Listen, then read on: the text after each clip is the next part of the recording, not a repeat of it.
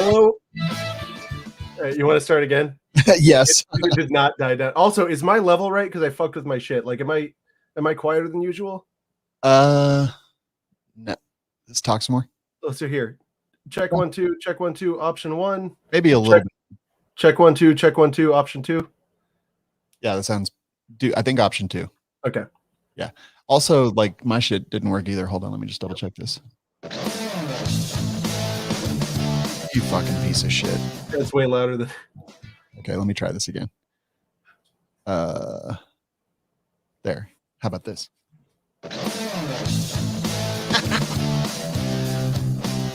Oh God, I'm gonna murder everything.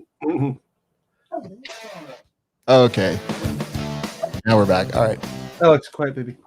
All right, so you want to turn it off and start again? Yep. Okay. Stopped recording there.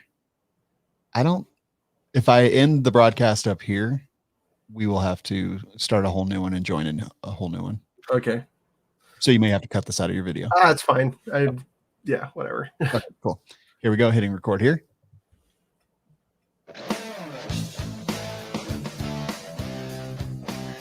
Hello, everyone, and welcome back to This Week in Guns, brought to you by Patriot Patch Company and Primary Arms. This show offers commentary on the latest firearms industry news, information, and buzz. I'm your host, Matthew Larosiere, and I'm here with my co-host, Shawn Herrin. Shawn, what's popping? Not much, just when I leave the office at night, everything works. And when I come to the office the next morning, nothing works at all. So that's how it's supposed to be.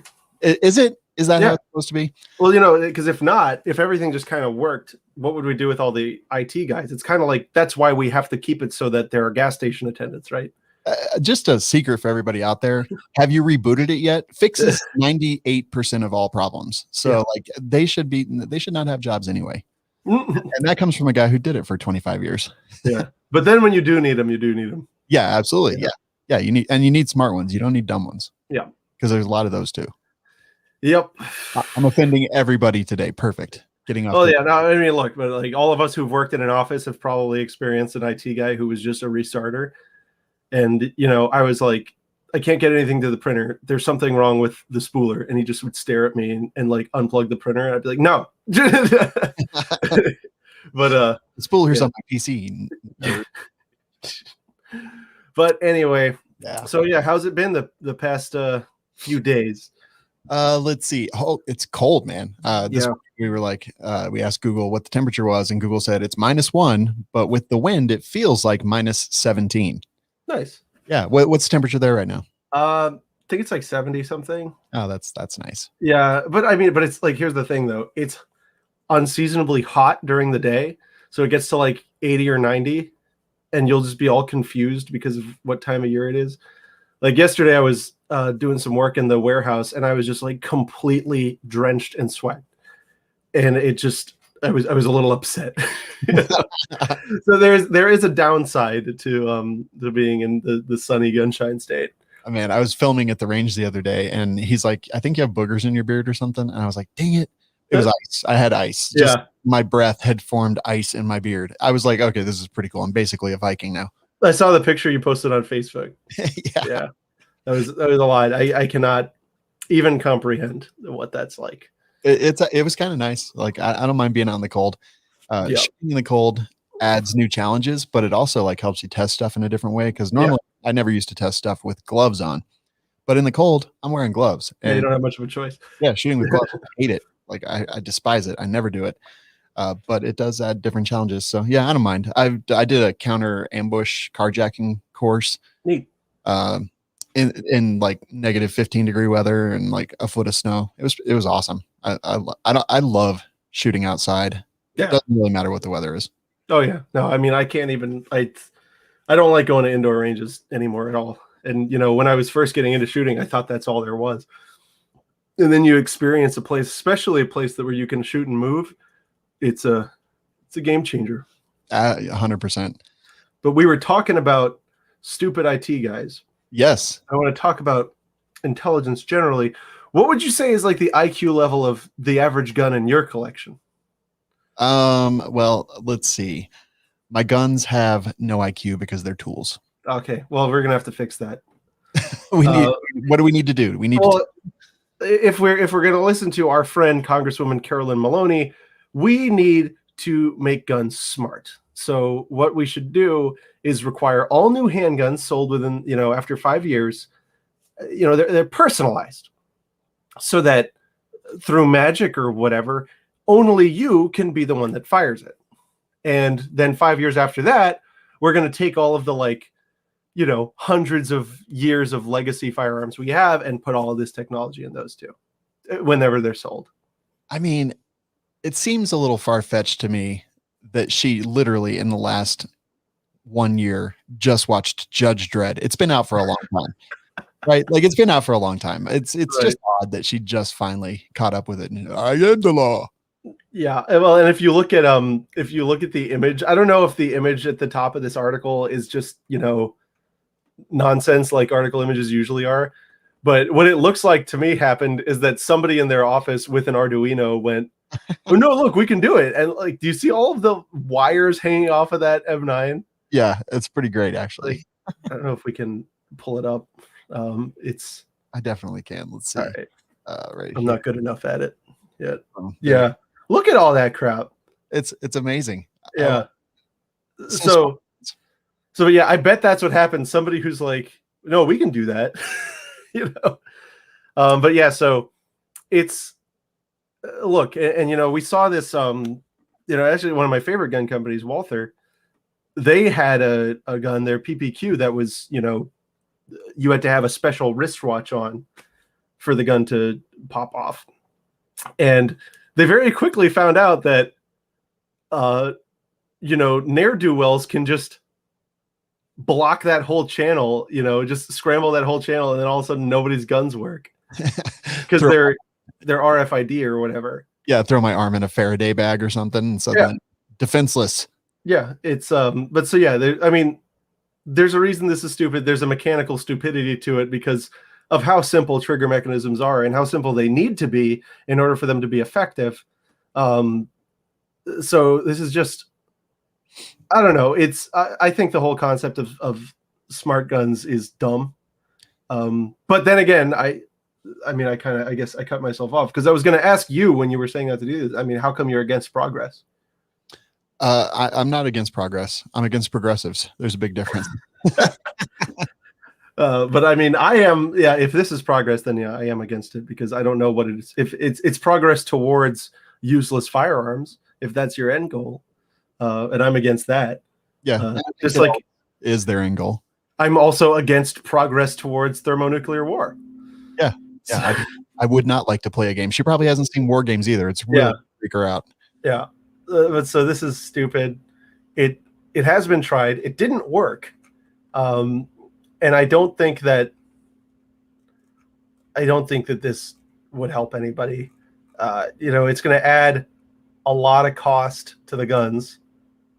And then on top of that, if I'm a gun manufacturer, right, and I'm selling this gun that requires this RFID thing or whatever, I'm going to be worried about liability for if it doesn't go off, right? Can you imagine the case where if somebody was, in a self-defense situation and they picked up their gun and, they had their little wristwatch on and whatever happened, like the battery was dead or whatever. And so the dude gets waxed and the family sues. Yeah. That just sounds like a nightmare for everybody except for Miss Maloney, who probably doesn't have any guns or know what a trigger feels like.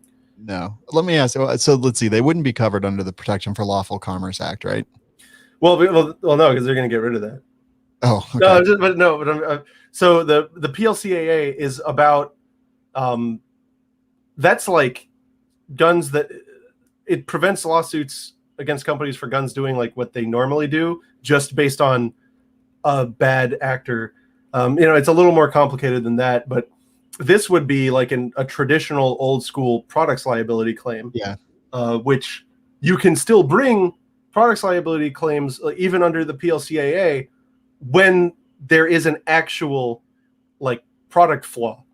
Okay, that makes sense. So like, I mean, the PLCAA doesn't make it so you can sell guns with holes in the barrel, right? Or so that you can sell guns that catch on fire when they go off. Actually, you can still get sued for that. I kind of want to do that now. Make a gun that goes on fire? Yeah, just like every time you shoot it, your hand catches on fire. Like that would actually make for really good video. Yeah. So yeah, we'll just cut the barrel off a nugget, and there you go. Yeah, and oil your glove. Exactly. I'm in. That would be amazing. I want to do that. Well, yeah, we'll put our top men on it. Perfect. So yeah, Carolyn Maloney. Yeah, I don't know. These don't go anywhere, but they keep reintroducing them because eventually they're going to attach it to something, and people are going to not pay enough attention because we're all outraged, fatigued. Thank you.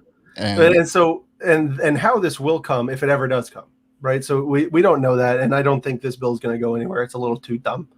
But if it ever does, it'll be in like a some broader bill that sets like a it'll be sneaky, it would be like a 15-year, phase-in thing where, they give the ATF the power to like keep assessing the technology and determine where it's at. It's kind of like how they did in California, where it was delayed until they determined the technology was there. Yes. And their microstamping and stuff that we're going to talk about later. Yeah. And then, and what that means is just one day out of nowhere, they're just going to go, yep, it's here. Yeah. Well, when we have COVID 2025, oh God, I probably just got us kicked off. Whatever. Anyway, they'll put out a law that's like a $15,000 stimulus payment to every American. However, smart gun technology will be like written into the omnibus, whatever. Yeah, they're tricky. They know what they're doing too. It's the. I would like to say that she's dumb and this is dumb, but they know what they're doing. They have an overarching story that they're working. Well, I don't know if like she knows exactly what the plan is, but the hive. Yes. The hive probably knows. Absolutely. But yeah, so then, more about the hive. Have you seen the headlines about this? The Las Vegas Sun or whatever it is that had this interview with President Biden that they just like sat on for ages. No, I didn't. Well, yeah. So apparently they had an exclusive interview with him when he was still a candidate where they talked about all the issues, like pretty in depth. And now they decide to release it. It was probably pretty damning. Yeah, so I only read the part that was relevant to us, the gun part. So there might be something else in there that I don't know, maybe he said some bad words, but the things he's saying about gun control here, I think they're illuminating, not from like look, he does want to take the guns, but just from how disconnected the anti-gun side is with what we actually think about, firearms. Mm-hmm. So let me go to this. I'm very curious because I had not heard about this one, honestly. So check this out. Like there's, oh my God, there's so many quotes. There's so much. This is Biden saying this. This is an issue that no one wants to campaign against me on. Nobody, no Republican wants to stand up and say, no, I want assault weapons out there. I don't believe him. So yeah, let's circle back about this. So then he said, what did he say? Something else. There is no rationale whatsoever to have more than 10 rounds in a magazine, and even that is too much in my view. And I love this little story he gives where he talks about his like little shotguns. I know. Yeah. Go ahead and read it because it's great. Yeah. Hold on. Oh, yeah. So he says it here. What we were just talking about. So the way you cover some of our Republican friends who are scared of the NRA, and this outfit owns the White House right now, is you put it in a larger bill. Oh boy. So the Republicans say, look, I had to vote for it. And go on. I was just going to say, and Republicans, if you're listening, like if you do that, we will vote you out of office. That's like stupidity is not something I look for in my politicians. I had to do it. The pork barrel. How else was I going to steal money? Yeah. And then and then he goes on, and this is not me saying this is still Biden allegedly saying this. Yeah. I have a 20 gauge and a 12 gauge shotgun. I'm a skeet shooter, and I used to go up and down the Delmarva Peninsula and Delaware and talk to the guys hunting and fishing, and they'd say, "God darn, Joe, why are you taking my weapon away? You're taking away my shotgun." And I'd show them a picture of an assault rifle, and I'd say, "You need this to hunt with, and you need a magazine with 100 rounds or 30 rounds? You must be a lousy damn shot." And as I'm hunting with an AR. Well, yeah, whatever, and then he talks about the PLCAA and stuff like that. But like, just those two things are completely disconnected from reality. It shows me that he has not talked to a single competent gun rights proponent. No. And so, yeah, this is what he says here at the beginning. He's like, I'm the one who got the Brady Bill up and passed and expanded. I was able to include assault weapons ban and the number of rounds that can be held in any magazine. So that's his big, talking point there. Yeah, he's a disaster. Like, totally out of touch, which we knew. Yeah. It's surprising. But yeah, just, I don't know. Like, he seems very simple, and maybe that's an act. Maybe he's like much smarter than I give him credit for. But this, God darn, Joe, why are you taking my weapon away? And I'd show him a picture of an assault rifle and say, "You need this to hunt with. You must be a lousy shot." Like, what in the? You're taking my shotgun away. Yeah, like who said I don't believe you. Yeah, exactly. I don't believe you. He might have said that, and then the person would go, "No, idiot, not this. What are those? I have that at home." He's out of touch. Yeah. So like back in the 80s, this kind of crap would fly, I think. Yeah. Because that was back when everybody was, or more people. I'm not talking about all of you guys who were out there, more gun owners in the 80s were like embarrassed to be gun owners, and so would like say this nonsense about, "Oh, it's for sport," or it's a hunting weapon, right? And like crap like that. So I think this type of rhetoric would fly then, and so I think he just hasn't updated anything. I mean, if this is the way he thinks about it, I think it's a mess.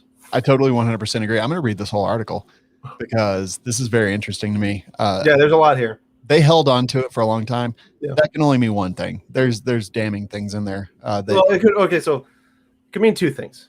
Okay, tell me the other. So it's, never blame on malice what could be explained with stupidity. And so this would have to be profound stupidity, right? Yeah. So there's a chance. I do think there's more of a chance that this was done intentionally, but I do think there's a slight chance that this is just profound negligence and stupidity that, like, having worked with newspapers and stuff in the past, stuff will get lost and shelved and stuff like that. I'm not saying that's what happened here.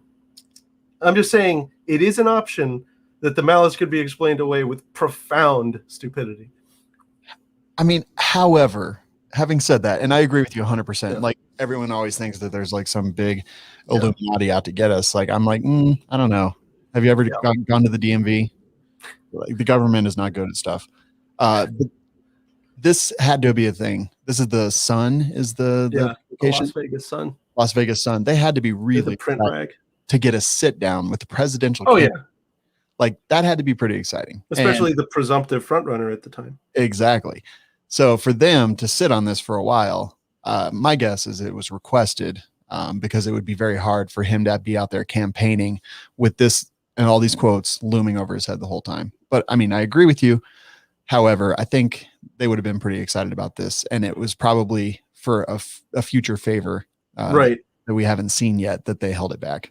Yeah. So I think my instinct is that I agree with you. I just wanted to say, when you say there's only one, I don't want to. I'm scared of like Reddit tier fact checkers, so I always. Oh boy. I always try to get out in front of them. Although I should probably just forget they exist, like everyone else. Totally with you. But yeah, it just makes me mad. Because it tells me it. You know why that makes me upset? Because I'm not upset at Joe Biden. He's doing what I knew he was going to do, right? Yeah.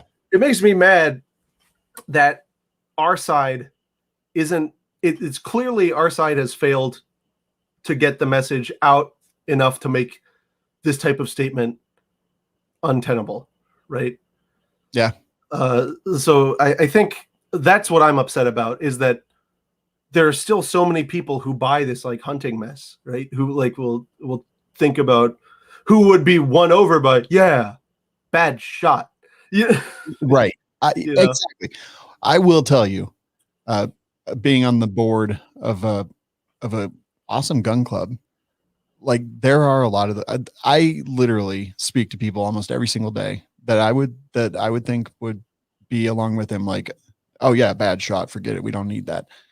But it's a generation that, you know, isn't going to be around for much longer. And I think that the ideas of that stupidity, the same thing that Biden is saying here, like, will die with that generation. Yeah. Because the people coming up behind them, like literally me, like, you know, I am that next world. And I think everyone should have an AR-15, like, and sling it on their back at Walmart. I mean, I don't agree with you there at all. I think that everyone having an AR-15 would be a bad idea. Everyone needs to have an AK-74. Oh boy, here we go. Yeah. No, can you imagine people trying to put triggers in their AKs? No. And everyone wants to Gucci out everything. AR is perfect for everything. Oh yeah, for now. The AK-74 can be for cool guys like us. All right. No, forget I said all that. So, what do you have any messages for all of the grand fuds that are out there still talking about clay shooting when it comes to Second Amendment? I would just tell them that, hey, you fought for our freedom. Let us actually enjoy it. They did? I mean, I don't know. I mean, they kind of stood by while all of the laws we're dealing with got passed. Well, no, what I'm saying is they fought wars. Oh, the veterans. Yeah. Well, and just like that older generation, like a lot of them fought, they were in the military, they experienced war and like just, you know, horrible times in the country. Like you went through all that. You saw racism slavery come to an end. You saw like racism in the 50s. Like you saw all that stuff. Like, and a lot of people fought for those good things. They saw have the ability to vote, suffrage, and everything else that went along with that. Like you fought for all that. You saw some of the greatest changes that our country may have ever gone through. Right. Stop trying to take away little tiny things that you may not agree with. You fought for it. Let the next people enjoy it. Well, or like, so you saw the aggression and the evil of government. You saw the Kent State massacre. You saw, you saw the Civil Rights Act. You saw that come to an end. So, you know, you saw what happened in Kansas. So now let people secure it.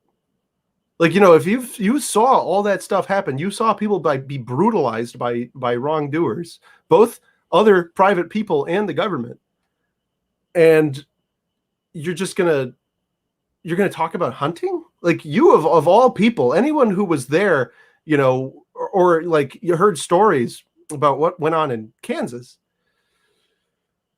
should be able to be like, nah, we need light machine guns. Like, we all need to be able to hold you know, our homes against a I'll have to beep that, against a, you know, battalion if we have to. It's I don't know, I get really bent out of shape, and it's not their fault though. I'm not mad. I'm a little mad, but I'm kind of mad, but yeah, it's just that closed-minded thinking, you know. Well, like, it's repeating. It's you've been fed this rhetoric with a spoon, a nice one, and then you just went, oh, yeah, hunting. That's, you know, you saw all that stuff, but then still at the end of the day, you go, no, hunt. Sports. There's something societal about it, like there's, because you think about it, like gay people, like a lot of old people are very against gay people. Like, I'm painting with a very broad brush. Yeah. However, most of the old people that I know, or most of the people in my life that I know that are completely against gay people and want nothing to do with it, are older. No. I know very few people in my age peer group and younger that are like, oh no, we got to get rid of the gays. Like, I don't know anyone like that. The only people I know are the people that are older. And the only people I know that are like, ARs have no place in society. It's all, you're not going to hunt with an AR. They're all older. So there's something about that whole. The ones who say you're not going to hunt with an AR are older. There are plenty of young people who say, why would you ever have that? Because they've never experienced trauma, right? They've never experienced feeling helpless, being in legitimate danger, right? And or if they have, they didn't have the thought of saying, I can take control of my own destiny. Yeah, and 2020 was like the best demonstration of that exact concept that you just said ever, because boom, suddenly people didn't feel safe and they didn't want to fund more police to be out on the streets. They went and bought guns. In fact, they preached defund the police and then went and bought guns. Like, Yes. the best example ever of what you just said. I totally. And so it's like, hey, if what you're saying in column A is true, you should buy some guns, right? And you know, it's been good, and we'll see what happens. I think it'll be good, but I mean, I just like, one of my big crusades is to just terminate the whole hunting conversation, because, and here's the other thing, if hunting is going to be a measure of the Second Amendment, we're done. Because guess what? All of the like, try going bird hunting, right? How many rounds can you put in your shotgun? What gauge can you use? All that stuff is set. It's mega turbo controlled. Yeah. And the hunters don't ever complain about that. I mean, sometimes they do, but usually they don't. Hunting is the most controlled thing because it's, you know, really its purposes, at least through the government, is conservation. So that's controlled at mega turbo controlled. So why the heck are you talking about it when it comes to your rights? You know, you signed signed away, in my opinion, your like right to hunt the moment you accepted any restrictions on hunting. You need a license, you know, and everywhere to most places to be able to hunt. Some places to be able to take an animal on your own property.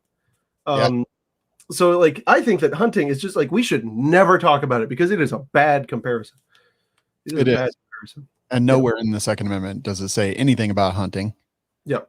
As far as I'm aware, I've read it, but maybe I'm missing some words that meant something different then. But yeah, the whitetail clause. Yeah, it doesn't say the whitetail clause. That's fantastic. Well, and also like if you defend yourself, right?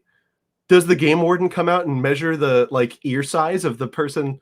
No, no, you don't have to count. Yeah, you don't have to. How many hairs? Exactly. Yeah. No, it's a good point. Yeah. So stop. Yeah. If you're out there and you hear our voices, like don't even entertain the whole hunting concept. Just get it out of your mouth. Yeah. Wash it out. Yep. Yeah. I'm not against hunting at all. I don't really. I know you hunt. I don't really do it just because I'm too impatient. I've been hunting. I've never actually. Okay. So I've killed prairie dogs. Yeah. Because they're disgusting rodents that kill livestock, and I've gone onto people's private property to kill prairie dogs. I've done that. I've gone coyote hunting, never found a coyote. Coyotes and we have a vendetta against each other. They killed my dog, and I'll never forget it. I've been antelope hunting, never saw an antelope. Yeah. And, I really want to hunt. It just hasn't worked out. What I really need is since we're talking about hunting, hunting is so freaking confusing in this country. Oh yeah. Like I live in Colorado, where you have to look at a map and get the right zone and figure out how to get to the zone and know what season it is and know what caliber you're allowed and know specifically what animal you can get. Mm-hmm. And it's like, it's incredibly complicated. Like I'm sure once I did it once, I would know it. But what I really need is somebody who's an experienced hunter to just like guide me through that process. And we don't have that. Well, and also, no, we have plenty of people who will do that. And most of them will be like really condescending and awful about it. So what we need is people like, if you want more people to be into hunting, and this has nothing to do with the Second Amendment, but if you want more people to be into hunting, it's just like we always talk about, like the way for us to spread the Second Amendment is to do it safely and look like we're having a good time and bring people into it. And that should be the same thing for hunting. I've gone in Florida, there's hogs everywhere. So I've gone hog hunting many times. And I've never bagged a hog. I have shot quite a few beavers though. Because again, like you were saying, they are very bad rodents that do bad things to property. Yeah. But if you're listening and you're in Colorado or surroundings, or even another state where I could get a permit and you want to like come show me the ropes of hunting, like I will do a whole video series that's like specifically like, this is how you do it. Mm-hmm. Like, very simple. Like, this is how you do it. This is where you look on the map. This is how you figure out where the property is on the map. This is how you make sure you're obeying the laws. Like, we need something like that. And I haven't come across anything that was just like, for a person who has a gun that wants to go do it, like, how do they do it? Yeah. Yeah. No, that would be really cool. If you're in Florida and you just want to take me hunting, you have to promise me it'll be fun. Yeah, But all that matters. because I know in Florida it's pretty simple, at least when it comes to hogs. You go in the area you're supposed to go and murder them. Do you guys have nutria? Is that the thing? Aren't they like the big, huge rodent things? I don't know. I know some places have them, they go crazy, but in Florida we have like it's pretty much open season on hogs all the time because they're turbo invasive. But yeah, like look at these things. They're enormous. Are those in Florida? I thought so. Like, but they're like 3 feet tall. Yeah, look at that. It's bigger than a duck, but some of them are even bigger than that. Like I think that I've saw that they were in Florida in the southern states. Oh, you know what? The only other animal, I wouldn't call it hunting, but I've definitely shot me some iguans. Oh yeah, also an invasive species in certain places, right? Well, in South Florida, they're out of control, and they'll get to like 6 feet long, and it does feel pretty cool to ice a dinosaur. It's just like this big old thing comes out, and it'll be like, that ain't supposed to be there. Until one sneaks up behind you, and you're like, clever girl. Yeah. You know.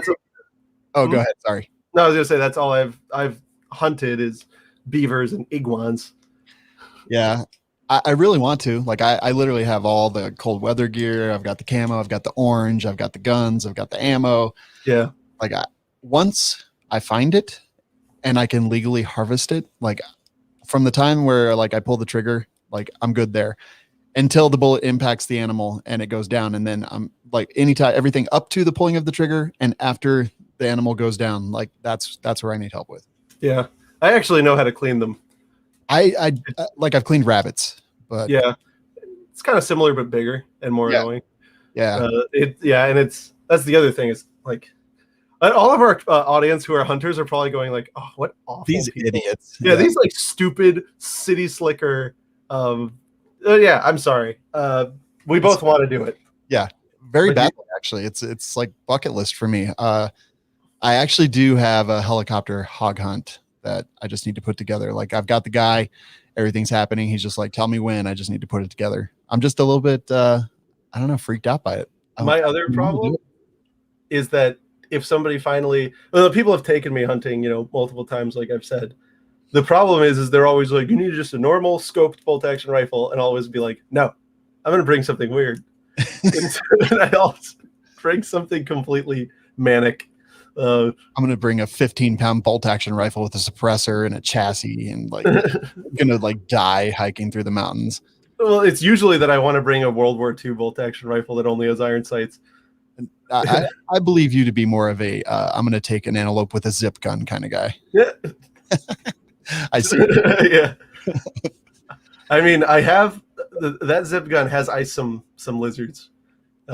In Florida, if you've got a 22 and you either have or know people with some property, the thing probably has bodies on it, has dinosaur bodies on it. Like most of the 22s in this room have dinosaur bodies. That's pretty great. Yeah, I hate lizards. They're invasive in Florida. It's legal. Yeah. There's so many different types of invasive lizards in Florida. I like the native ones, the little green guys. They're if they are nets or whatever. Anyway, yeah. I love shooting lizards. And you know what's awesome? What's that? For ice and lizards? Tell me. Red dots and little optics on your 22s. What? Yeah. Where could you get stuff like that? Well, so Primary Arms, they're really nice people. They're really nice to us. And they have a website on the internet where you can go and you can insert, credit digital money. And they've got sites that you can use to ice lizards. That is so crazy. I did not know that. Or targets or whatever. But, the big thing is people will complain, people always will complain and say, you need this like $1,000 optic or whatever. And some of us work for a living, And here's the big thing. The technology has not really changed in terms of most of these optics.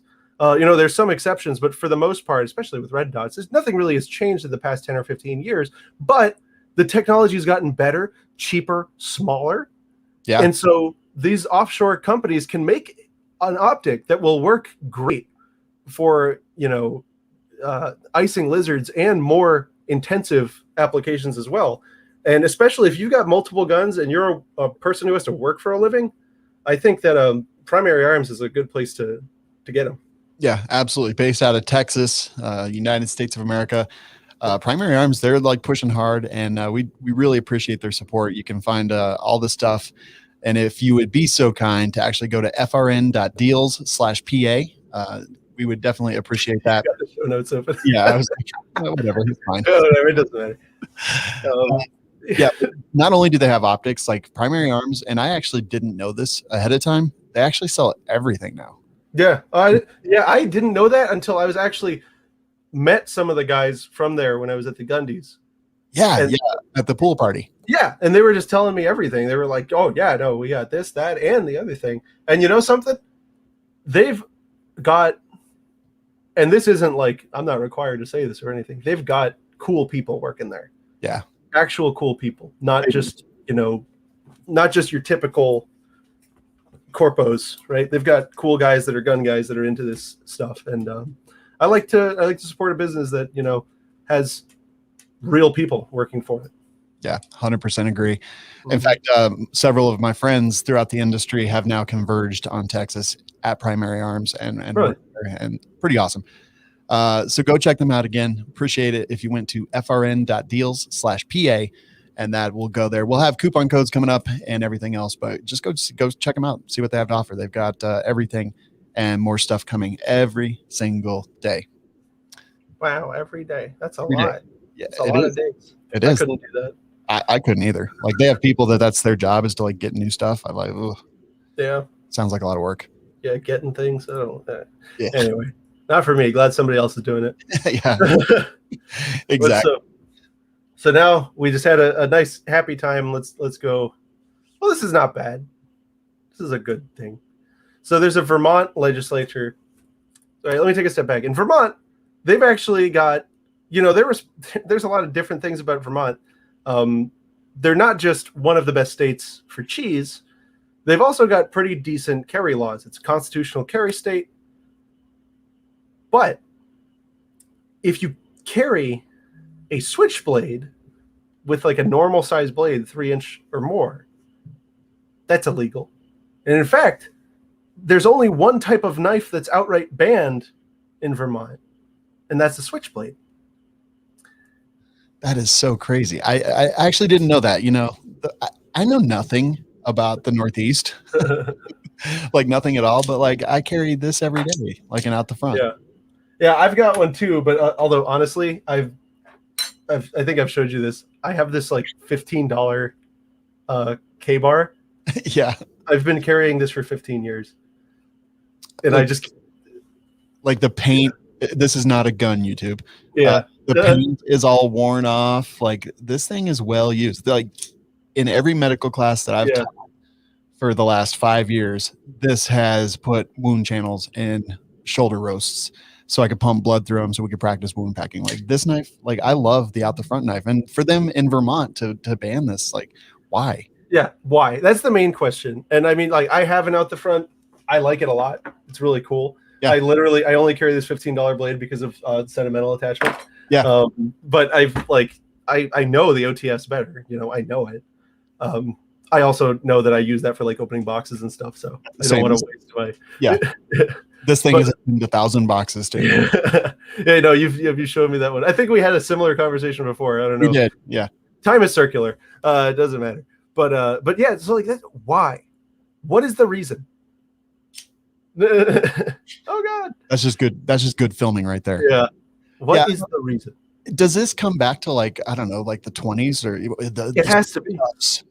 It has to be that at some point, or maybe there was a movie that came out in like the 70s or something where the main character would just poke people with a switchblade, and I don't know, but there must have been some public, outrage to switchblades, and so a bunch of states have them banned. And the guys from Knife Rights, and I've met these guys, really cool cats. They have been challenging these laws everywhere. They got rid of the gravity knife bans in a bunch of states and all that. We even had restrictions in Florida that they helped get rid of. But so yeah, that's this one weird vestige sitting around in Vermont. Bernie Sanders is that's where some of his houses are. And so yeah, Representative Patrick Brennan, he filed a bill that would repeal this weird ban.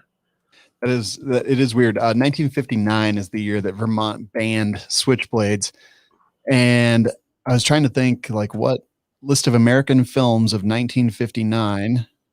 So let's see, we have Ben-Hur. Just Al Capone was a movie that came out in 59. That made like the Street Toughs, like stuff like that. I don't know.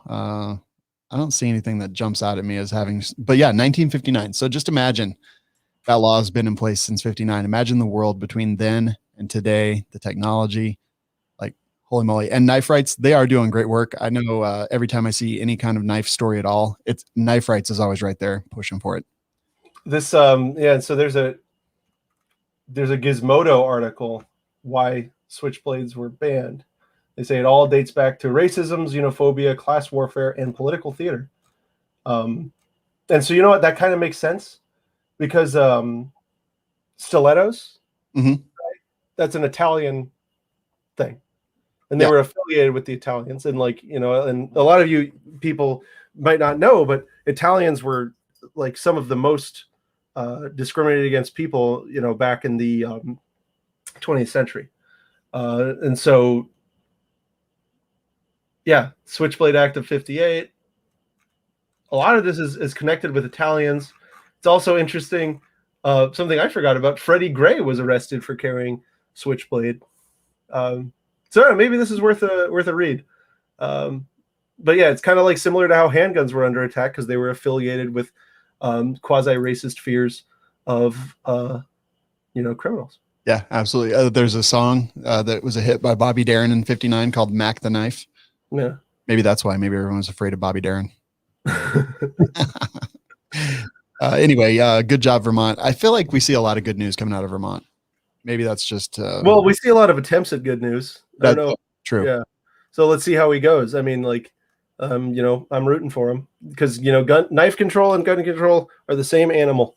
Just look at what happened in, I'm going to say one of the things everyone says, but look what happened in England, right? Oh yeah. If we can fight ahead of time, we'll be better off. Absolutely. Oh my God. This next thing is such a treat.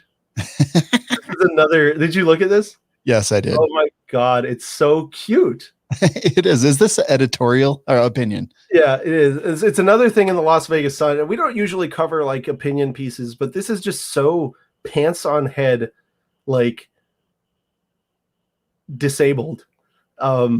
This is, and a guy with a really strong name, Brian Sexton. Right. And his byline, a contributor to Writers on the Range. I'm not even giving their website. A nonprofit opinion service dedicated to spurring lively conversation about the West. He hunts, fishes, and writes in rural Oregon.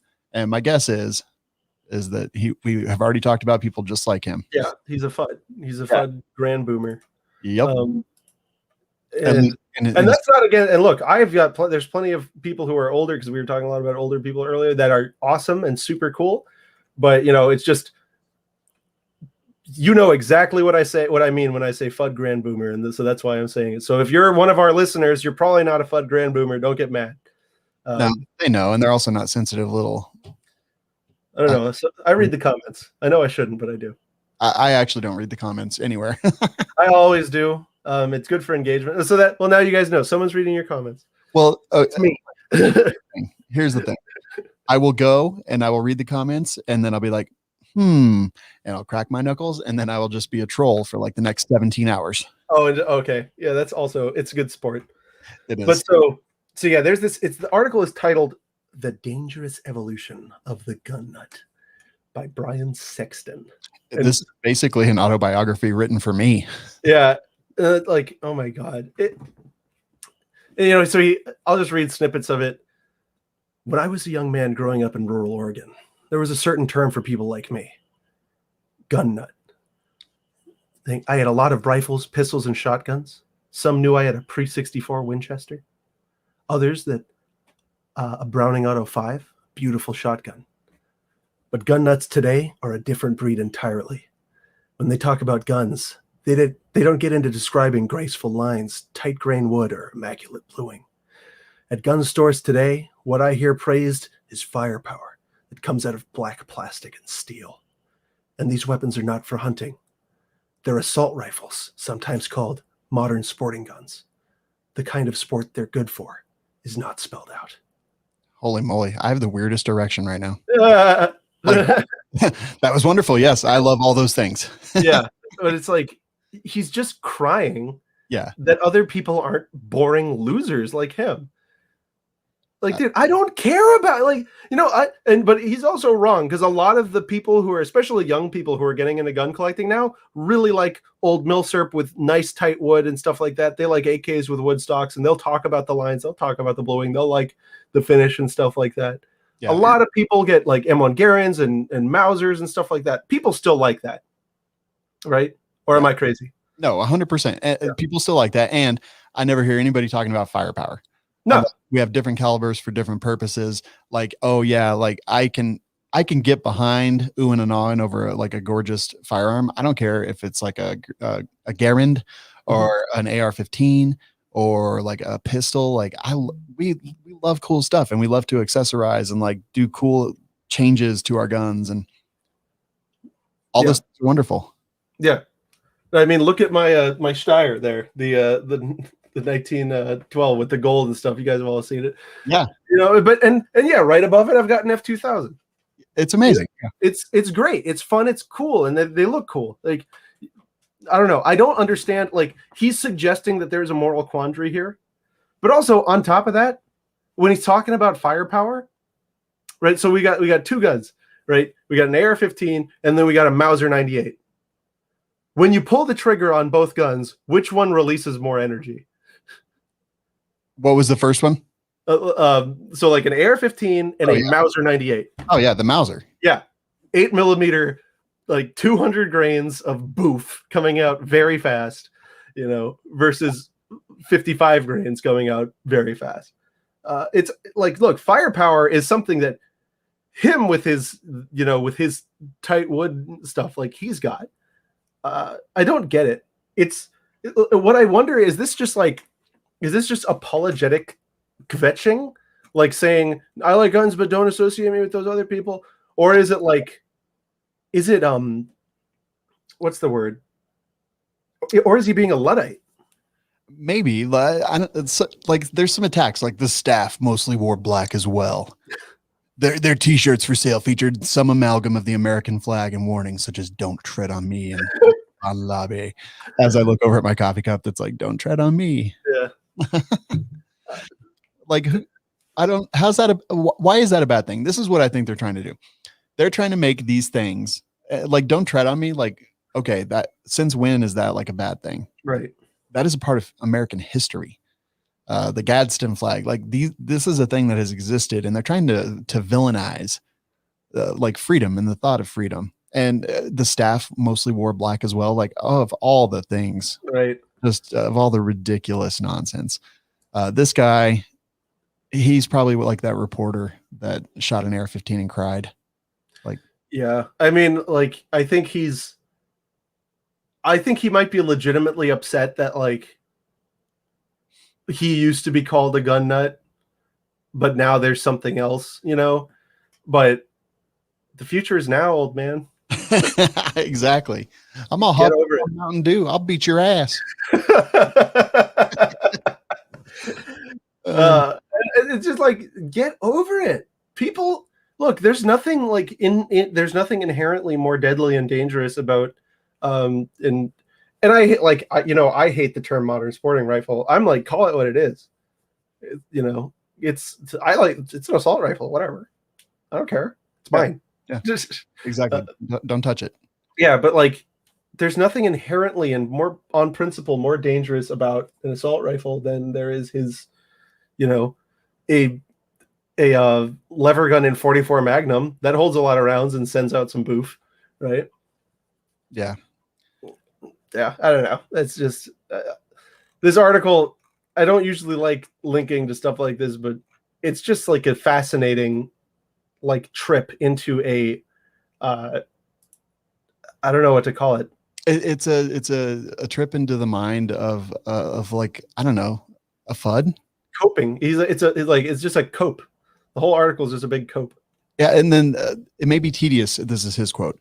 Yeah. Excuse me. It may be tedious to take part in politics on the level of reading about issues and engaging with people, but so far that's what makes America the best place to live. If I had to come up with a T-shirt slogan about a weapon, it wouldn't be threat, warning, or a brag. How about a gun is just a gun? And I can definitely get on that bandwagon because a gun is just a gun. And for the people who want to take them, it's a tool. It's a gun, except it's a constitutionally protected right to own them and carry them and bear them. Well, and the other difference between a Winchester 94 and like a concealed carry handgun is that one is generally bought for pleasure, the other is bought as a tool of self-defense.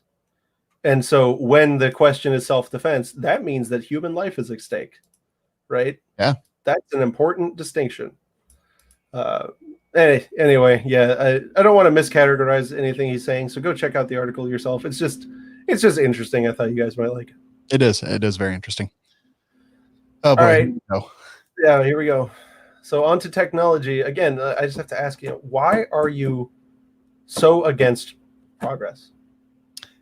Yeah, because I don't believe that making things unreachable for the poorest of all of us is a thing that pushes. You have to protect them. Well, I think that they should be able to protect themselves. No. You have to protect them from themselves. Yeah, well, if there's ever anything we've seen, and the Supreme Court has agreed, it's that there is no duty to protect. Right. But we can do it because it's us. Yeah, but the problem is, are you going to go out and do it? And until you do, until you go patrol the streets and fight crime yourself, I'm gonna stand on my own 2 feet, and I don't want the government to take care of me in any way, shape, or form. I want to exercise my rights. I want to keep my family and myself safe. And until you're willing to get your hands dirty, don't even talk to me. Okay, I don't know why you're so against progress, but that's fine. Anyway, there's some people who are smart, who they know what we need. Yeah, oh, absolutely. Everybody always knows what's better for other people. Just post a comment on Facebook. Dude, these people went to college. They know. Look, they know what we need. All right, and they are telling us the technology for micro stamping, for having your gun to where you can't go and mess around and go around shooting and not leave your social security number on the ground. I mean, that's ridiculous, right? The time is over. All right, we need to have our thumbprints on all the casings. All right, and the technology, it's here. It's just around the corner, and the only way we're going to get it here is if we make it required and we pass a law. I think that we go even one step further, and that we use smart keyboard technology so that you cannot type a lie. And once we get to that, like, imagine what a better place the world would be, because no one would be able to type a lie. No one would be able to have viewpoints that were incorrect, viewpoints that were not based on real fact. So yeah, let's make everything smarter. If we're going to start with the second, well, first let's take care of the First Amendment, and then we can move on to the second once we've solved all those problems. Well, and then they ask, who's going to determine what is truth, and the answer is obvious. Clearly, the bourgeoisie. No, it's my secret, super special best friend. Absolutely. Well, the government, they know what's best for all of us. No, it's me. It's you. That's all these people are thinking. Of course, there's who's going to say me. I love it. I love people telling other people how to live. It's great. My favorite is the people that are just disasters of human beings telling other people how they should live. That's great. Yeah, but so yeah, but anyway, so yeah, that we kind of spun off, but that's microstamping is preposterous. Like, it doesn't exist. Well, they can do it on the firing pin for a period of time. Yeah, until it wears off. Right, and because those of you who don't understand, firing pins have to be very hard steel, and when you have tiny protrusions in very hard steel, they go away in very short order. But so they're saying we just need to, and but look, it's not a big deal. I don't know why you're acting so irrational. It's only going to add like $200 to the cost of every gun. Yeah, No, and for the people who buy a gun that costs $150 because that's what they can afford, and they want to exercise their Second Amendment because they have real fear of death or permanent bodily harm from whatever, if it's like a neighborhood or anything else that may exist out there. Yeah, I think pricing them out of that range is patently un-American. No, it's good because now they can't get the gun. Yeah, but then they can't defend themselves and they die. So what you're telling me is that poor people are worth less than people who have money. No, you don't understand. The guns they're gone now. No, that'll never. You don't understand. They don't have many more. They're all the guns. They put your social security number on it, and so that way, what's a revolver? Also, what is that? I don't know what that is. But if there's ever any crime, it doesn't matter because the casings, we're going to know who did it, and so then we're going to get all the criminals and take their guns. So let me ask you this: I'm going to eat them. When criminals steal guns, how are you going to find the criminal that stole the gun that has the microstamp? It's possible. It's illegal. You can't steal guns. Murder is also illegal. No, not really. It is. No, I don't know about that. Listen, I don't want to listen. I'm not going to sit here and argue with you. All right. I am in favor of progress. All right. And if we need to move forward together. All right. We're in this together. We're in this together as a team. And if you're going to tell me you can't spend $200 to move into the future where we're going to have space communism and we're going to have, machines and everything's going to be cool. I don't know if we can be friends anymore if we can't have our social security number and all the bullets. Yeah, that's fair. I agree. What is that? What is what? What's reloading? Reloading? What is that? Oh, you're not ready for that. What is that? What do you mean? Wait, what do you mean I can just pick up? Then what do you mean someone else's social security number is going to be on it? What do you mean? This is fine. Yeah, you don't know what you're talking about. We'll just make that illegal. Yeah, we'll make it illegal. Oh, you mean like murder? Oh, no, you don't understand. There's not a federal murder statute. It is illegal in all 50 states, though. Yeah, but that's different. It is. Yeah, you're right. It is. I'm trying to save lives. What are states' rights? Like, why do states need rights? Like, why can't the federal government control all 50 states? Yeah, as Roosevelt used to say, "Damn that Constitution." Yeah, but no, microstamping is stupid. It's not going to work. This is just all it's going to do is make everything expensive. It's just like Shawn says. It's just going to price people out. It's a mega nightmare. And I actually wrote a brief in a case that was going before the Supreme Court on microstamping, where I explained because in the California bill required 2 microstamps, and there's just no way that was going to work. Because, what the original bill was like, it just has to be on the primary. And then everyone said, right, but you can just very easily file that off. And they're like, okay, so do it 2 spots. And there's no place to put it that wouldn't cause the gun to not work. Or if you go, to the side of the chamber, guess what? The head stamp, you're not going to get a good, indentation. Here's what you do.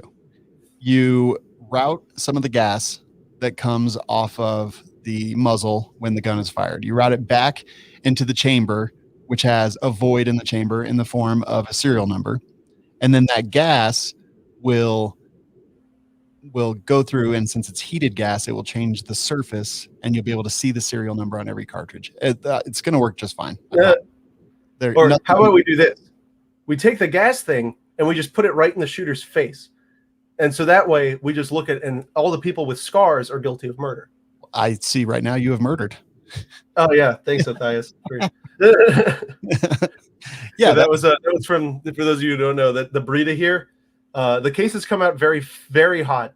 And when you're in a tight indoor range, which I never want to go to again, they can bounce off of your friend and go right behind your glasses and burn your face. It does look better every day though. It's hard to possible. Yeah, whatever. It's good. That's how I know I'm the bad guy. I have a facial scar. Exactly. It's amazing. What if every time you fire your gun, a die pack explodes? And it's like, when they vote and they dip their finger in red so they can't vote again, or blue or whatever it is. Maybe blue. That would be good, because then we could use the Serenity or Firefly quote, 2x2 hands of blue, and you'll know that they were a murderer. Yeah. Or red, so you can catch them red-handed.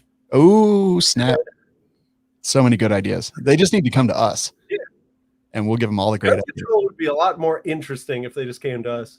Yeah, It would at least be funnier. exactly. I mean, it would still be awful and people would die, but it would at least be funnier. Well, I think there's something to be said for two-way firing pins, so that it's like coiled in the middle, and it's like Darth Maul's lightsaber. So when the firing pin expands, it punches out the front and takes out the primer, but also a big one comes out the back and pokes out your eye. So you can only ever kill two people, one with each eye. And I think that solves a lot of problems for society, really. Whatever. Yeah. Like, fine. It works. I think it's a great idea. You can just, you just use a first gen Springfield XD because those do that.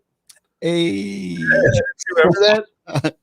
I remember reading about it. I remember watching a striker tail go into my buddy's face. What? Yeah, he was wearing glasses.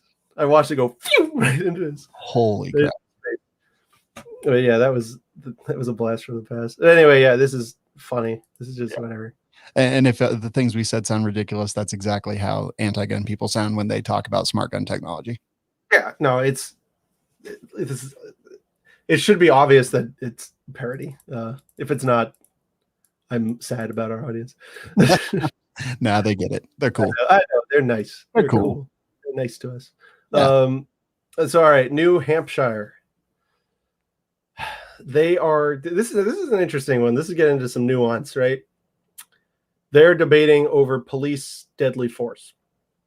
So there's a bill being debated right now in the New Hampshire legislature. If that were to pass, police would face similar rules to, us plebs in using deadly force. So right now, they are justified, officers in New Hampshire, the law says, are justified in using deadly force when they believe it is necessary to defend themselves or others from the imminent use of deadly force, which sounds pretty normal, in order to arrest somebody or prevent the escape from custody under certain circumstances. All right, so basically the question is, should they be able to kill somebody just in order to effect an arrest? I think no, because I think that under the legal tradition in this country and the common law, there's only one instance where it's been recognized that officers can use deadly force when ordinary people can't. And that's when there is a dangerous felon and you believe that they are fleeing and they will likely go harm somebody else. I don't think you should be able to just shoot, petty criminals because they're getting away.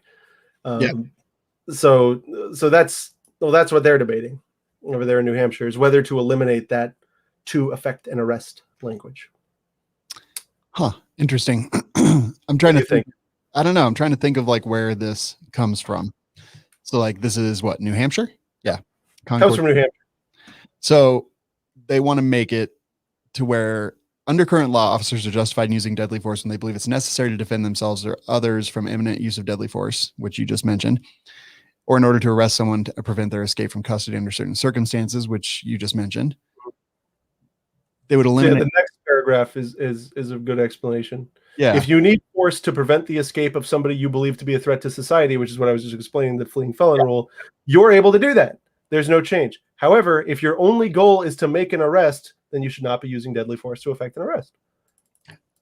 So there's something in their law, this effect an arrest, this wording that somehow was taken to mean you can shoot somebody or you can engage lethal force against somebody to effect an arrest. Yep. Well, yeah, I kind of agree with that.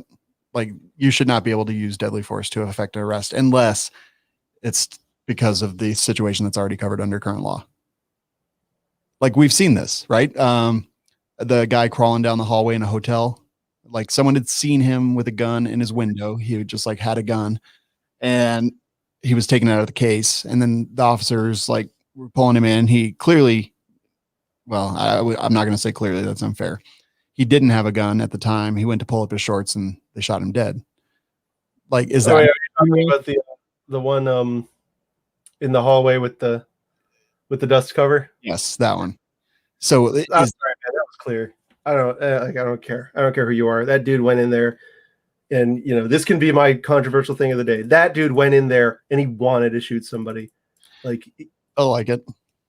I mean, that cop wanted to kill somebody. That's why it was all that was on his mind. All that he wanted to say is, "We will shoot you." That is not de-escalation. That is garbage.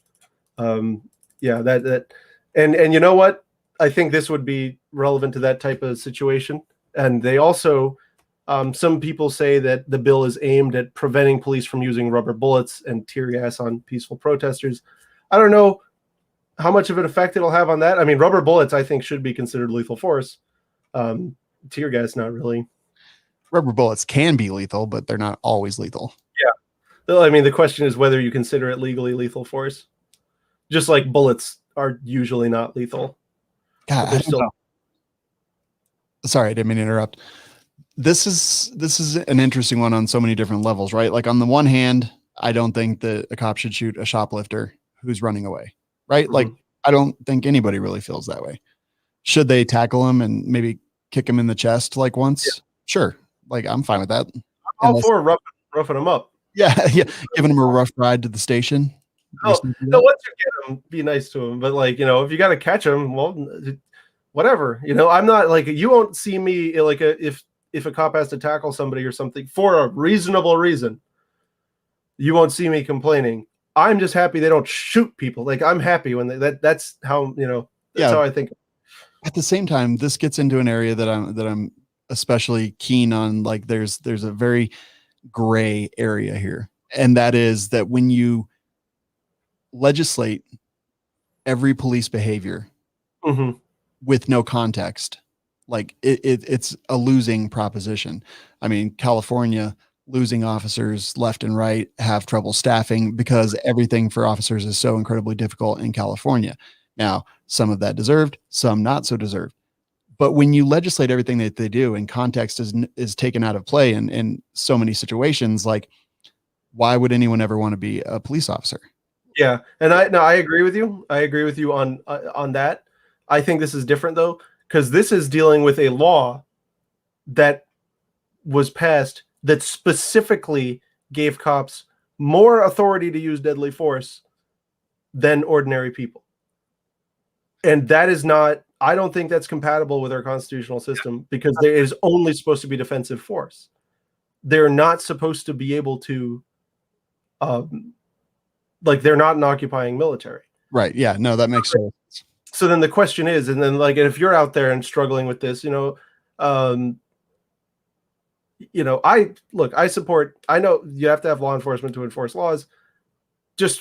I just support holding them to the same standards as everybody else. Yeah. And it makes it easier, right? If you make it clear, these are your standards. If an ordinary person couldn't shoot them, don't shoot them, right? Like that should be like, that would probably make it a little easier on them. But so like, here's the question you ask yourself if to decide whether you're okay with this or not. And I haven't read the text of the law. I was trying to find it. New Hampshire is kind of weird, but I read the article. So here's the question.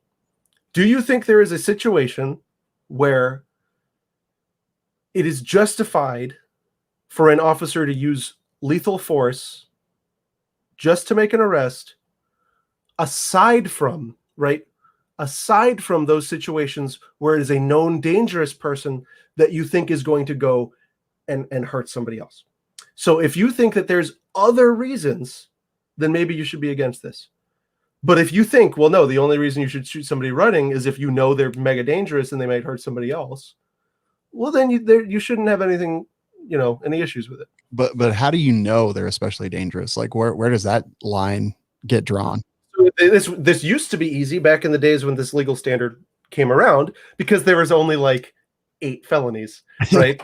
Everything that was a felony was like mega dangerous. So if you're chasing a arsonist, right, and you catching him like, and he's running away, and you're like, chances are he's probably going to do it again.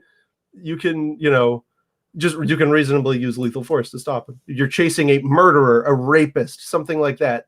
But like a drug dealer your only deal with him is that he's dealing drugs, right? Yeah, it's a felony, but that's not that doesn't rise to that level. You know what I mean? Yeah. It's an interesting one. What we should do is just go back to the system where we only have 8 felonies. I'm 100% down with that. Totally agree. easy, and then it's easy. If they're doing one of the 8 bad things, you get to shoot them. Definitely. I think about this one. What? This one is interesting to me. Yeah. I would definitely love to read the text of the law. Yeah, me too. New Hampshire's weird. I tried for like too long, and then I was like, okay, I'll just like give the disclaimer that I didn't actually look at the text of the law. I'm just taking this article for its word, which is a mistake. Yeah, so I admit up front that that's a mistake, and there may be some nuance there that I'm missing. But I mainly wanted to have this conversation about the standards of deadly force. Yeah, because they're really interesting. A lot of people don't think about it. A lot of people don't think about what are the situations where they can shoot when I can't, and I think there aren't that many, and I think that's for good reason. Yeah, and so the more I read in the article, it was like there was someone from Black Lives Matter there that was throwing around racism like constantly, like everything in the conversation was racist, and then when they asked him to please be quiet, that was racist, and yeah, I don't know. Yeah, no, that's pretty weak. It is, yeah. And that's not how you're going to win people over. No. You want to, but I think that there is a right way to talk about this type of reform. Definitely. And it is definitely just like rational, like the conversation we just had, where it's like, if they're not dangerous, then why do you need a special right to use deadly force? And this doesn't even get rid of qualified immunity, right? This doesn't even get rid of, at least not that I know of. Yeah. Yeah. Unintended consequences is a big thing here, because like the guy who was arguing from Black Lives Matter said that it was to remove the ability to use rubber bullets and tear gas and things from protesters. But I'm like, well, then why doesn't it just say that? Like, and also, who are you?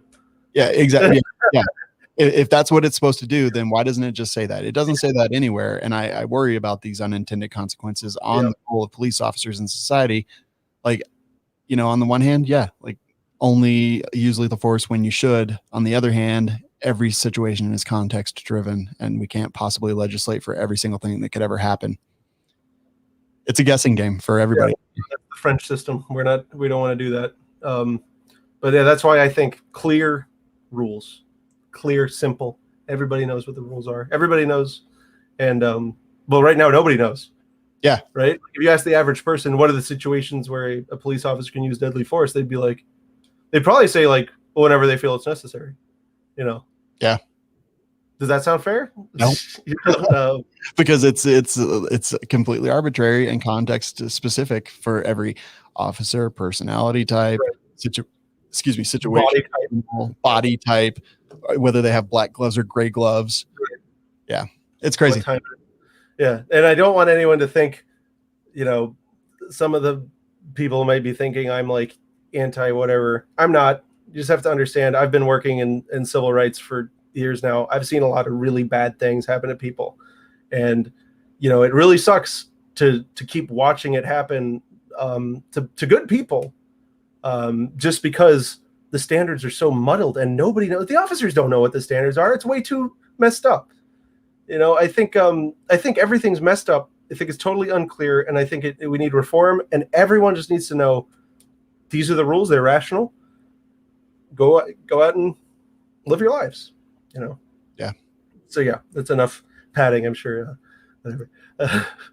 So Rubio, he's such a small man. I despise him. This is what little people do. This is what like little politicians they do. They come out and they help. They just want to come help. Yeah. It's like no, it's not about your gun rights. It's the terrorists. Yeah. Which how many Americans have been killed by, like, it's funny, like some of my old colleagues at Cato, they keep like charts of like how many Americans have been killed by terror, and it's like you're more likely to choke on food. Oh yeah, I mean it's over like decades, right? Yeah. Yeah. So Rubio introduced reintroduced this legislation, which he had actively fought against previously. Okay. Yeah. I don't. He's introducing it now for the second time. Yeah, no, he specifically was against this before. So there was a time when I thought Rubio was awesome.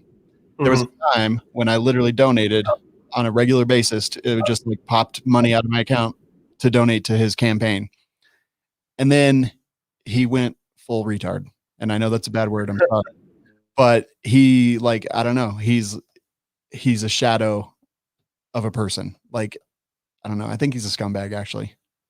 Well, so yeah, so this is the he's got a short title for it. The Terror Intelligence Improvement Act. It would basically require all of these federal agents to consolidate what all of their top secret unconstitutional watch lists are. Like this task force, it sets up a whole bunch of stuff, and basically the effects are, if you've ever been on one of these many lists, which there are like no standards for, and there's Supreme Court, definitely don't bring up that article. That's a bad article. There's a bad article about this out there. I'm looking at the one on Rubio's own website. Yeah. The Supreme Court has been looking at this. Oh, my God. Alex is going insane. I need 1 second. I'm getting knocking. I'll cut this out. So you can. I'll talk about this for a minute. So Rubio had fought some of these issues. So basically, he wants to suspend gun rights for people being investigated for domestic terrorism. But one of the points that I want to make here is that people being investigated for domestic terrorism, these grow all the time. I think they're trying to add Proud Boys, and I'm not saying I'm against or for anything here. I'm just laying this out. Organizations like that. What about anyone who's in an organized militia, protected by the Constitution? Some are good, some are bad, whatever. That's just how life is. So those, like, what if wearing a Hawaiian shirt, the Boogaloo Boys, which is like made up nonsense by the mainstream media. What about that? So wearing a Hawaiian shirt puts you into a group being investigated for domestic terrorism. What about Viking helmets, that suddenly someone wears like no shirt and a Viking helmet and they classify that as domestic terror group? Like, this is far reaching, and this kind of thing freaks me out like a lot. Yeah. So that was an interesting interruption. That was actually my neighbor wanted to let me borrow his motorcycle. Oh, good. So it was nice. But yeah, so my dog was going off. But yeah, this is ridiculous, and it's easy to kind of like hand wave it because people will say, "Oh, this is terrorists. What do you support terrorists?" No, and I'm sure that's what you were just talking about, right? Yeah. And not only that, but these lists, there's so many problems. They won't tell you if you're on the list. Yep. Right. There's no way to get off the list.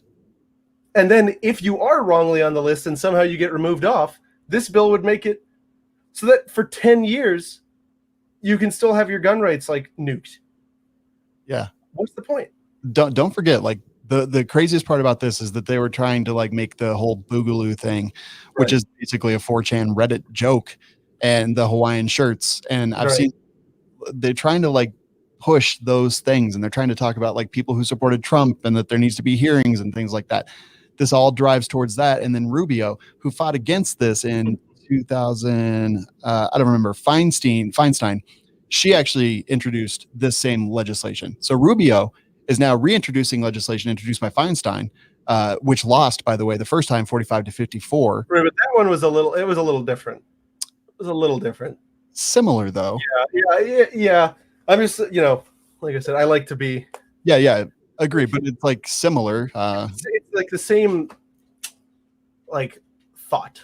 Like the Feinstein one was the like no fly, no buy, and I don't even know if Rubio realizes that this includes that. It's that like and more. Feinstein's was to deny firearms and explosives to people on the Justice Department's consolidated terrorist watch list. Yeah.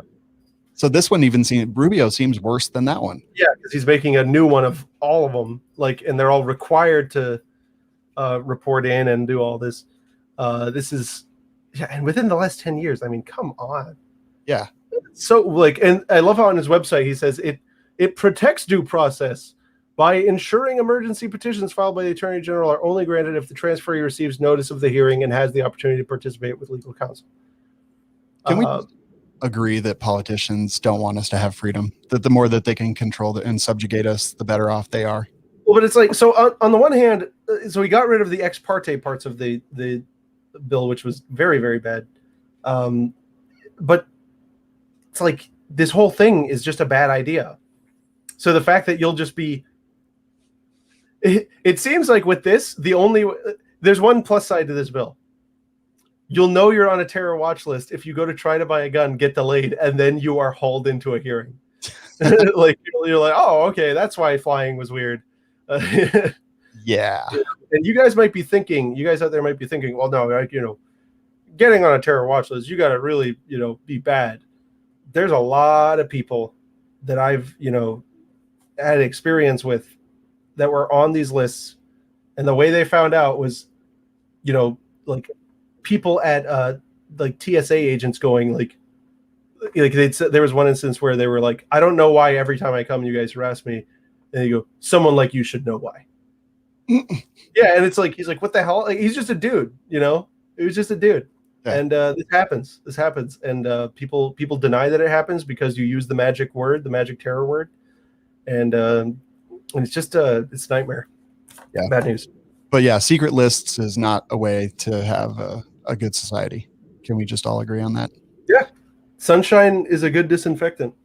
Yeah, 100%. And Rubio lives in Florida. He should be getting plenty of sunshine, but I don't think it's working. They don't actually. The only I've just started to get so jaded about politicians. Same. I really feel like, actually, no, I know this because I've met a bunch of them. They pick the place and then they buy a house there so that they can run in this district that's strategically planned for, this. I don't even consider these people Floridians at all. I just consider them. Yeah. And none of them, not a single one. Yeah. Can I just say, well, you're a Hispanic guy. Like, yeah, Florida is a great place for you right now. Like, and yeah, that has notes of racism on their side, but like, that's how they do these things. Like, watch anything on like real history and real politics. And it's a disaster, man. Yeah. And their whole job is to misinform us and push us in a specific way. And now the media's in on it. And they'll sit there and they'll do all this crap.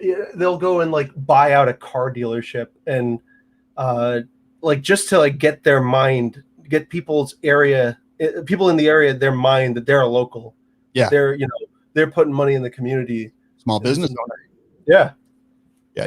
Gerrymandering and stuff like this is devastating to democracy. Yeah. I mean, the whole thing's ridiculous. But I know, but screw Rubio. Yeah, he's this is what people who political ambitions, man. You never know what their deal is. You never know what they actually want. Yeah. I don't know that it's an actual quote, but anyone who seeks power should never be allowed to wield it. It's your biggest pet peeve. Self-serving people. Self-seekers. And that's why Fudbusters has a Discord. The only people who I give mod to are the people who never ask for it.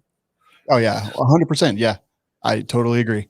Like we had a Facebook group before Facebook shut our group down, where people shared memes and nonsense and stuff. But I picked moderators that I knew two things: one, would never ask for that, and two, would never be afraid to tell me that I'm stupid and to shut up. That's what I look for in leaders of people, is someone who doesn't want it and someone who's not afraid to speak to authority and power. Doesn't want it. The best leader is like forced into a role. But yeah, and on a lighter note, let's talk about Patriot Patch Company. I just got their monthly patch in the mail. You did? Tell me about it. It was the stamp collector one. Isn't that awesome? Yeah, it was really cool. And it came with a sticker and everything.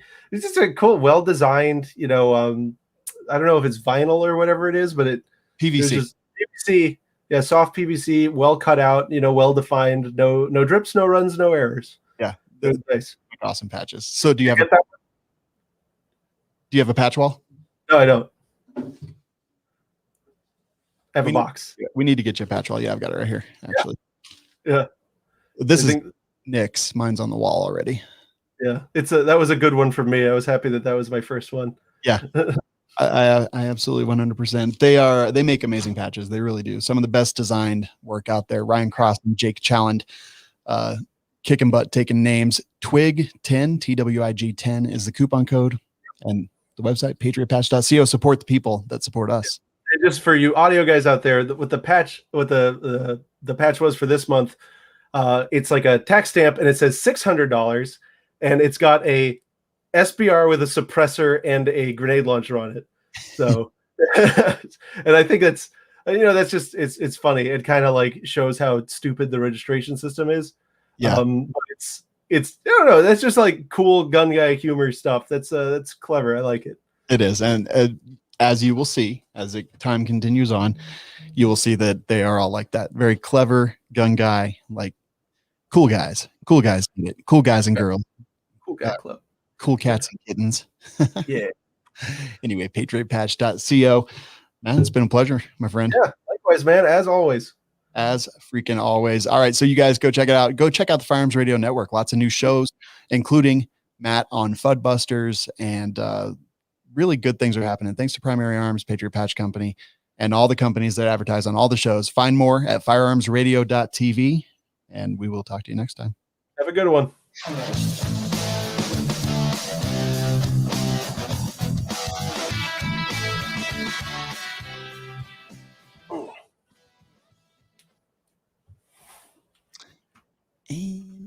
And